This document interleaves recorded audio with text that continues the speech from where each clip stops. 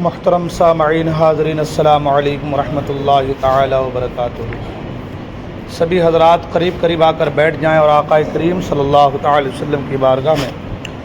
درود پاک نذران عقیدت پیش کریں۔ پڑھیں اللہم صلی علی سیدنا مولانا محمد معدن الجود والکرم وآلہ وبارک وسلم، صلو علیہ صلاۃ وسلام علیک یا رسول اللہ صلی اللہ تعالی علیہ وسلم۔ قرآن مجید سورۃ البقرہ آیت نمبر 102 102۔ اللہ تبارک و تعالی ارشاد فرماتا ہے: وَاتَّبَعُوا مَا تَتْلُو الشَّيَاطِينُ عَلَى مُلْكِ سُلَيْمَانَ وَمَا كَفَرَ سُلَيْمَانُ وَلَكِنَّ الشَّيَاطِينَ كَفَرُوا يُعَلِّمُونَ النَّاسَ السِّحْرَ وَمَا أُنزِلَ عَلَى الْمَلَكَيْنِ بِبَابِلَ هَارُوتَ وَمَارُوتَ وَمَا يُعَلِّمَانِ مِنْ أَحَدٍ حَتَّى يَقُولَا إِنَّمَا نَحْنُ فِتْنَةٌ فَلَا تَكْفُرْ فَيَتَعَلَّمُونَ مِنْهُمَا مَا يُفَرِّقُونَ بِهِ بَيْنَ الْمَرْءِ وَزَوْجِهِ وما هم بضارين به من أحد إلا بإذن الله ويتعلمون ما يضرهم ولا ينفعهم ولقد علموا لمن اشتراه ما له في الآخرة من خلاق ولبئس ما شروا به أنفسهم لو كانوا يعلمون۔ ترجمہ کنز ایمان۔ اور اس کے پیرو ہوئے جو شیطان پڑھا کرتے تھے سلطنت سلیمان کے زمانے میں، اور سلیمان نے کفر نہ کیا، ہاں شیطان کافر ہوئے۔ لوگوں کو جادو سکھاتے ہیں، اور وہ جادو جو دو فرشتوں بابل میں دو فرشتوں ہاروت و ماروت پر اترا، اور وہ دونوں کسی کو کچھ نہ سکھاتے جب تک یہ نہ کہہ لیتے کہ ہم تو نری آزمائش ہیں۔ تو اپنا ایمان نہ کھو، تو ان سے سیکھتے وہ جس سے جدائی ڈالیں، مرد اور اس کی عورت میں، اور اس سے ضرر نہیں پہنچا سکتے کسی کو مگر خدا کے حکم سے، اور وہ سیکھتے ہیں جو انہیں نقصان دے گا نفع نہ دے گا، اور بے شک ضرور انہیں معلوم ہے کہ جس نے یہ سودا لیا آخرت میں اس کا کچھ حصہ نہیں، اور بے شک کیا بری چیز ہے وہ جس کے بدلے انہوں نے اپنی جانیں بیچیں، کسی طرح انہیں علم ہوتا۔ اس آیت کے تحت پچھلے ہفتے میں کچھ باتیں آپ کے گوش گزار کی گئی تھیں کہ وَاتَّبَعُوا مَا تَتْلُو الشَّيَاطِينُ، وہ جادو کے پیچھے پڑ گئے۔ یعنی سلیمان علیہ السلام کے زمانے میں بنی اسرائیل جادو سیکھنے میں مشغول ہوئے، اور جب آپ نے ان کو روکا کہ ایسا نہیں کرنا چاہیے، ان سے روکا، ان کی کتابیں لے کر اپنی کرسی کے نیچے دفن کر دیا۔ سلیمان علیہ السلام کی وفات کے بعد شیطان نے وہ کتابیں نکال لی، اور نکال کر لوگوں سے کہا کہ حضرت سلیمان علیہ السلام اسی کے زور پر سلطنت کرتے تھے۔ تو بنی اسرائیل نے کیا کیا؟ شیطان کی بات کو سمجھ کر کہ بھئی جب سلیمان علیہ السلام اتنے بڑے بادشاہ ہوئے اور اسی کے زور پر حکومت کرتے تھے، تو چلو ہم بھی اس کو سیکھتے ہیں، کچھ نہ کچھ ہم کو یہ فائدہ اس سے ہو جائے گا۔ علماء اکرام ان کو روکنے لگے، مگر وہ لوگ نہ رکے۔ ان میں سے کچھ جو علماء کے ساتھ صحبت میں رہنے والے لوگ تھے وہ تو ان سے رک گئے، مگر جو جاہل لوگ تھے وہ نہ رکے، اور اس کو حضرت سلیمان علیہ السلام کا علم مان کر اس کے سیکھنے پر ٹوٹ پڑے، اور پھر کیا ہوا کہ انبیاء اکرام کی کتابوں کو انہوں نے چھوڑ دیا۔ اس کے تعلق سے کچھ باتیں میں نے پچھلے ہفتے میں کی تھی۔ اب رہی بات یہاں پر جو ہے کہ دو فرشتوں کا ذکر یہاں پر ہے ہاروت اور ماروت کے حوالے سے نا۔ ہاروت اور ماروت کے بارے میں کیا ہے، تو امام احمد نے فرمایا کہ ہاروت اور ماروت کے بارے میں اس کا خلاصہ یہ ہے کہ ہاروت اور ماروت کا واقعہ اس طرح عوام میں مشہور ہے، ائمہ اکرام اس کا شدید انکار کرتے ہیں، اور اس کی تفصیل شفا شریف اور اس کے شروحات میں موجود ہے۔ یہاں تک قاضی عیاض رحمۃ اللہ تعالی نے فرمایا کہ ہاروت اور ماروت کے بارے میں یہ خبریں یہودیوں کی کتابوں اور ان کی گڑھی ہوئی باتوں میں سے ہے، اور راجہ یہی ہے کہ ہاروت اور ماروت دو فرشتے ہیں جنہیں اللہ تعالیٰ نے مخلوق کی آزمائش کے لیے مقرر فرمایا کہ جو جادو سیکھنا چاہتے ہیں جو ہے اسے وہ نصیحت کریں۔ اب رہی بات فرشتوں کی عصمت کے حوالے سے، تو فرشتوں کے تعلق سے فرشتوں کے بارے میں یہ عقیدہ ہے کہ یہ گناہوں سے معصوم ہوتے ہیں۔ اللہ تبارک و تعالیٰ ارشاد فرماتا ہے لا یعصون اللہ ما امرہم ویفعلون ما یؤمرون، اور وہ فرشتے اللہ کے حکم کی نافرمانی نہیں کرتے اور وہی کرتے ہیں جو انہیں حکم دیا جاتا ہے۔ ایک جگہ ارشاد فرمایا وہم لا یستکبرون یخافون ربہم من فوقہم ویفعلون ما یؤمرون، اور فرشتے غرور نہیں کرتے، وہ اپنے اوپر اپنے رب کا خوف کرتے ہیں اور وہی کرتے ہیں جو انہیں حکم دیا جاتا ہے۔ امام فخر الدین رازی رحمۃ اللہ تعالیٰ علیہ فرماتے ہیں کہ اس آیت سے ثابت ہوا کہ فرشتے تمام گناہوں سے معصوم ہیں، کیونکہ اللہ تعالیٰ کا یہ فرمانا کہ وہ غرور نہیں کرتے اس بات کی دلیل ہے کہ فرشتے اپنا پیدا کرنے والے اور بنانے والے کے اطاعت گزار ہیں، اور وہ کسی بات اور کسی کام میں بھی اللہ تعالیٰ کی مخالفت نہیں کرتے۔ تو قرآن مجید میں جو فرمایا فلا تکفر، تو کفر نہ کر، تو ہاروت و ماروت کے پاس جو شخص جادو سیکھنے آتا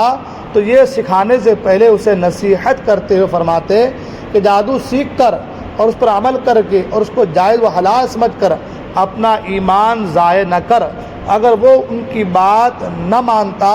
تو یہ اسے جادو سکھا دیتے، ہے نا۔ علماء کرام نے جادو کی کئی تعریفیں بیان کی ہیں، ان میں سے ایک یہ بھی ہے کہ کسی شریر اور بدکار شخص کا مخصوص عمل کے ذریعے عام عادت کے خلاف کوئی کام کرنا یہ جادو کہلاتا ہے۔ جادو فرمانبردار اور نافرمان لوگوں کے درمیان امتیاز کرنے اور لوگوں کی آزمائش کے لیے نازل ہوا ہے، جو اس کو سیکھ کر اس پر عمل کرے کافر ہو جائے گا،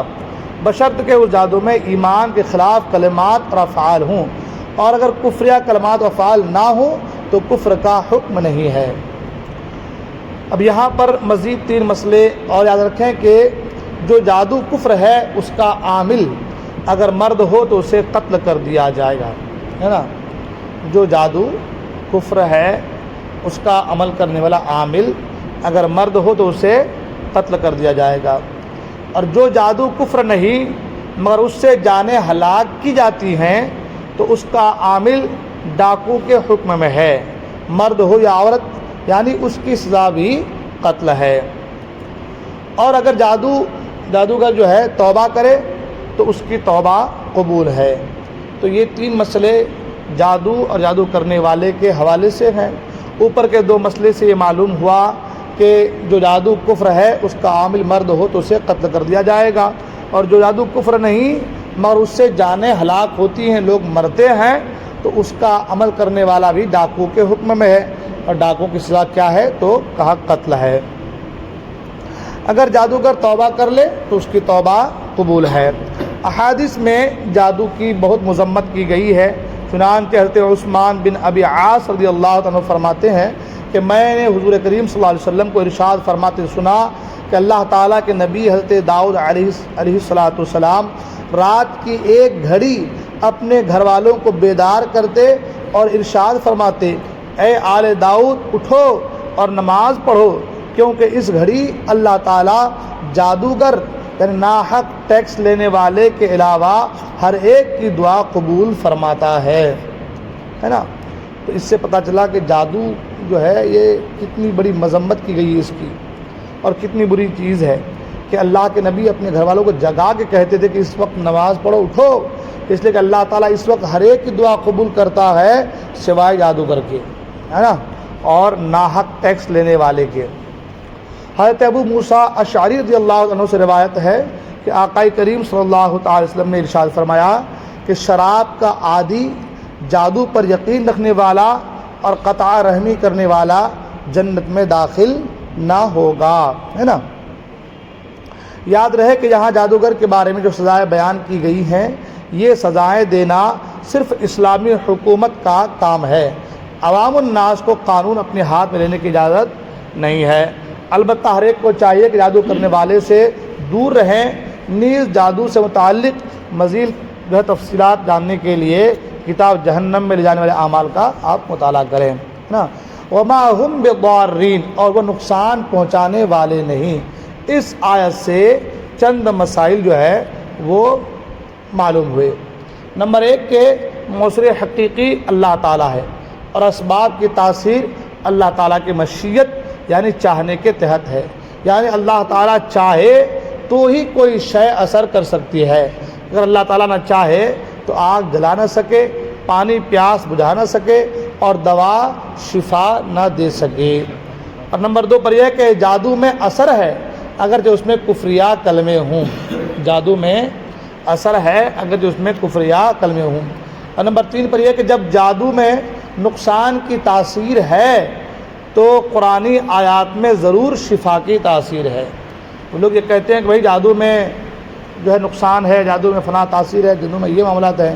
تو اگر جادو میں نقصان کی تاثیر ہے تو قرآنی آیات میں ضرور شفا کی تاثیر ہے۔ تو اگر ہم کو آپ کو جادو پر بھروسہ ہے، جیسے لوگ کرتے ہیں بھائی فلاں کام گندے علم سے کیا گیا تو گندے علم سے وہ کام ہوگا، ایسا تو ایسا نہیں ہے۔ اگر کوئی کام گندے علم کے ذریعے جادو کے ذریعے کر دیا گیا ہے تو قرآن میں ہر چیز کے لیے شفا ہے، تو اس جادو سے بچنے کا طریقہ بھی قرآن میں موجود ہے، اس سے شفا یابی کا طریقہ بھی قرآن میں موجود ہے نا۔ یوں ہی جب کفار جادو سے نقصان پہنچا سکتے ہیں تو خدا کے بندے بھی کرامت کے ذریعے نفع پہنچا سکتے ہیں۔ یہاں سے ان لوگوں کے لیے یہ سبق ہے جو کہتے ہیں کہ اللہ والے کیسے ایسے کر لیں گے، ایسے کہاں سے کیسے تمہارا کام ہو جائے گا، وہ کیا تم کو دے دیں گے،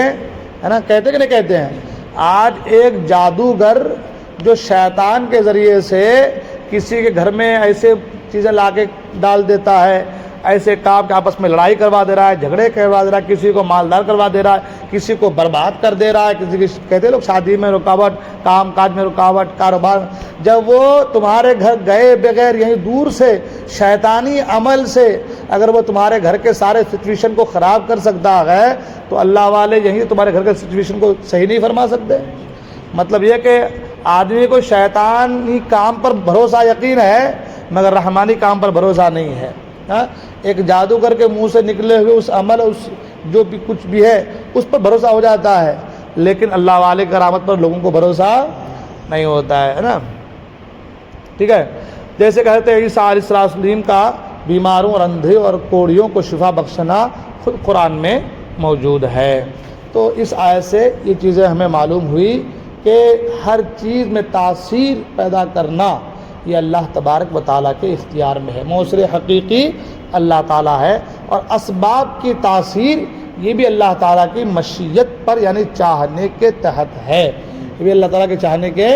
تحت ہے۔ اب حالات ایسے بن جاتے ہیں کہ دوسروں کا کام ایسا ہو جاتا ہے، جادوگر سے دوسرے کا کام ہو جاتا ہے تو اس کا نصیب، اس کی قسمت، اس کے تقدیر میں ایسا ہی لکھا ہوا جو ہے روز ازل سے ہے، اس لیے ایسا ہی ہو رہا ہے نا۔ یہ سب اللہ تعالیٰ کی مشیت اور اس کی حکمت اور اسباب کی تاثیر پر جو ہے اس کا تاثیر ڈالنے کے اوپر یہ ساری چیزیں منحصر ہیں۔ ٹھیک ہے نا، اللہ تعالیٰ چاہے تو ہی کوئی شے اثر کر سکتی ہے ورنہ کوئی شے